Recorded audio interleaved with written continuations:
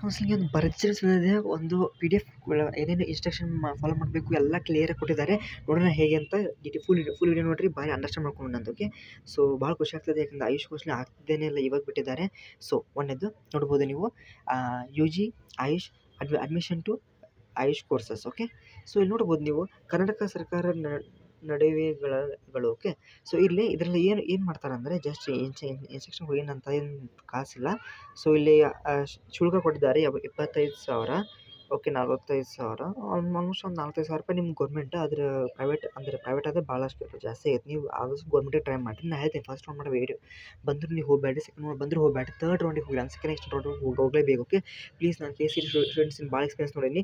ನೀವು ಒಂದಕ್ಕೆ ಸಿಕ್ಕಿತಂದು ನೀವು ಹೋಗೋದಿಲ್ಲ, ಥರ್ಡ್ ರೌಂಡ್ ಮಟ್ಟ ವೇಟ್ ಮಾಡಲೇಬೇಕು. Okay, please.